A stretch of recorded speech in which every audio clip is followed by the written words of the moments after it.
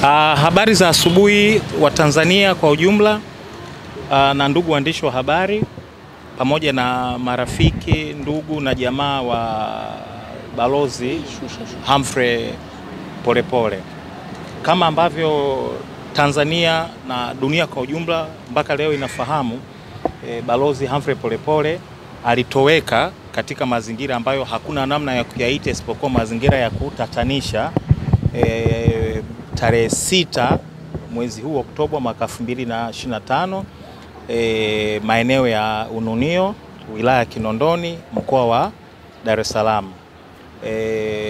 Mpaka sasa hivi hatujapewa taarifa rasmi, taifa na dunia kwa ujumla haijapewa taarifa rasmi ya mazingira ya kupotea kwake Balozi Humphrey Polepole, mahala alipo anahifadhiwa, hali yake ya kiafya,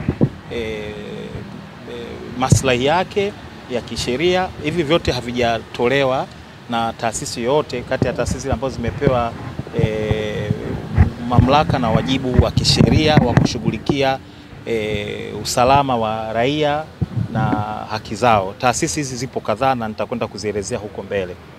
Sasa wote tumeshuhudia taarifa mbalimbali kutoka kwa ndugu na jamaa wa Balozi Polepole.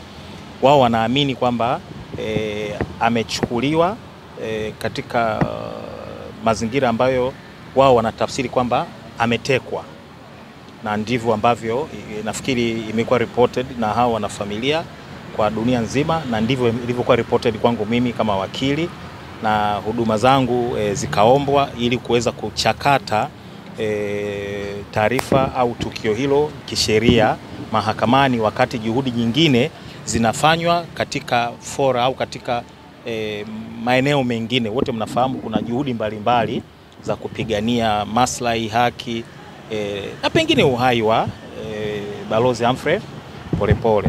Sasa baada tu ya kuwa tumepewa jukumu hilo la kisheria la kushughulikia maslahi ya kisheria na ya kiuhai na ya kiafya ya Balozi Humphrey Polepole, mnamo tarehe 6 mwezi wa 10 nilitoa taarifa kwa umma kwa lugha mbili, ya Kiingereza na ya Kiswahili, nikizitaka mamlaka zinazohusika na upelelezi, usalama wa raia na mali zao na nyingine zote ambazo zinatoa support katika eneo hilo kwa haraka na kwa kutumia resources zote, rasilimali zote, watu, rasilimali za kiintelijensia, rasilimali za kiteknolojia, zote kwa pamoja zikusanywe, ziwe mobilize, zielekezwe katika kujaribu kutupa majibu ya yuko wapi Balozi Humphrey Polepole, huko alikopelekwa, alipelekwa na nani na kwa mazingira gani, na hali yake mpaka sasa hivi ikoje.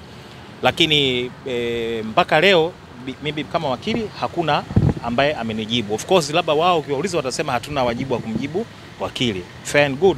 Kwa baada ya kuona mpaka tarehe 7 hakuna aliyenijibu wala hakuna aliyetoa majibu au taarifa ambayo mimi binafsi kama wakili ningeitafsiri kwamba hii inatia moyo au inajitosheleza kulingana na uzito wa kimazingira. Raia wote ni sawa, wanadamu wote ni sawa, uhai, afya yao, welfare yao yote ina mizania sawa, lakini matukio yana uzito tofauti. Hilo hatuwezi kulikwepa. Anapotoweka balozi ambaye amehudumia taifa katika nchi mbili, alikuwa msemaji au katibu uenezi wa Chama cha Mapinduzi, aliyekuwa mjumbe wa tume ya kurekebisha katiba, huyu mtu haingia akilini kiusalama, kimantiki, kisheria kwamba anaweza kutoweka katika mazingira yale yaliyotoweka, halafu mpaka leo hii tunazungumza hapa mahakamani bado hatujaweza kupata majibu ambayo yanaridhisha. Kwa hiyo baada ya kuona yote, mimi nikaamua kufungua maombi katika mahakama hii kuu kwa chini hati ya dharura, maombi namba 2451/4 mwaka 2025, mleta maombi akiwa Humphrey Polepole dhidi ya Inspector General wa polisi kama mjumbe wa kwanza, mwanasheria mkuu wa serikali, mkurugenzi wa mashtaka, kamanda wa jeshi la polisi kanda maalum ya Dar es Salaam, pamoja na mkuu wa upelelezi wa kanda maalum ya kipolisi Dar es Salaam. Kwa hawa wote tunaamini kwamba mmoja mmoja au wote kwa pamoja wanaweza kuisaidia mahakama mahala au taarifa za alipo Balozi Humphrey Polepole, na ndivyo tumesema katika kiapo kwamba tunaamini hawa wote kwa umoja wao wa kitaasisi au kwa mmoja mmoja wanaweza kuisaidia mahakama iweze kutoa taarifa. Aina ya maombi tuliyofungua yanaitwa kitaalam habeas corpus. Ni neno ambalo tumelirithi ni la Kilatini. Kama mnafahamu, baadhi ya sheria zetu zina reflect utawala tuliopitia wa Kiingereza, na kuna baadhi ya nyaraka au mbinu za kisheria niseme au taratibu za kisheria tumezirithi. Kwa habeas corpus tumeirithi, lakini ni aina ya maombi ambao unaipeleka mahakama kuu ukiomba mahakama kuu iwaamuru watu au taasisi ambao unaamini wanamshikilia mtu au watu wamlete mtu huyo mahakamani au taarifa zake, ili mahakama iweze kufanya mchakato wa kisheria, ikiwemo kuamuru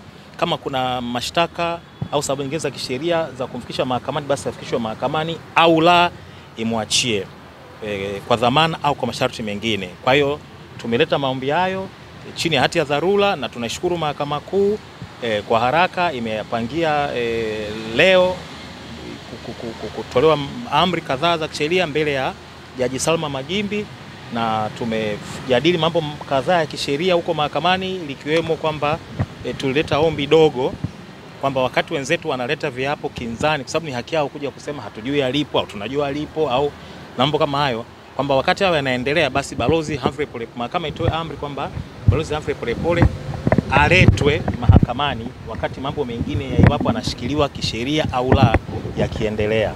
Kwa hiyo tumejadili na mawakili wa serikali ambao walimwakilisha mkurugenzi wa mashtaka.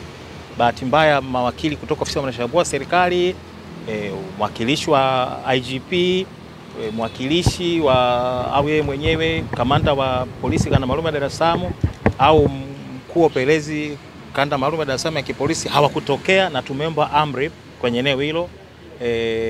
Na amri nyingine ambazo sitaki kuwachosha sana ni mambo ya kisheria zaidi. Hayo yamejadiliwa mahakamani na yatatolewa uamuzi mdogo majira ya saa 8 leo hii.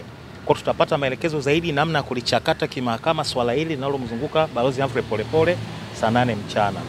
Sasa kwa nini tumechukua hatua hii? Anaposema tumechukua hatua hii kwa sababu mahakama mwisho wa siku ndio final arbiters, at least kwa mimi mwakili, kwamba juhudi nyingine wakati zinaendelea mahakama ndio inaweza kutoa amri ambayo mtu hawezi kuikataa, na akikataa anaongea na mahakama. Sasa sio na sisi mawakili au ndugu wa Bwana Humphrey Polepole. Ndio maana tumekimbia mahakamani kama ninavyosema, juhudi zinafanyika kwa wigo mpana, ila sisi tumeamua kila wigo tuufanyie kazi, ukiwemo wigo wa kimahakama. Mwisho wa siku ni sehemu ya juhudi za kumtafuta Balozi Humphrey Polepole popote alipo, aletwe hawezi kushughulikiwa kimahakama. Nimeambatana, nafikiri mtakuwa mmeona wale mlifika toka asubuhi, tumeambatana mama yake Humphrey Polepole, mama Ana Maria Polepole yuko mahakamani, lakini bahati mbaya kutokana na umri tumeshindwa kuja naye kwenye hii press conference au what hapa, lakini yuko huko juu, mmemuona na mtaendelea kumuona.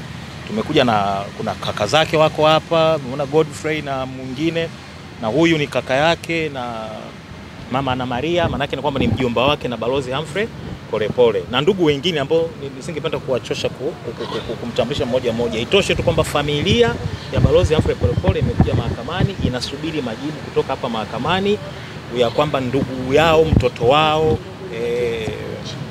mpwa wao yuko wapi. Kwa hiyo sio kazi ndogo ambayo tunaifanya na sio mzigo mdogo ambao uko mahakamani, lakini tutaendelea kuongeza juhudi zote katika mahakama, katika kesi hii na mambo mengine ya kisheria ambayo tutaenda kuyafanya ili kuhakikisha kwamba taifa linafahamu na familia inafahamu, dunia inafahamu mahala alipo Balozi Humphrey Polepole au nini basi kimempata na kimepata katika mazingira gani. Ni hayo tu. Nashukuru baba kwa swali moja au mawili ya kifupi yaliyonyooka.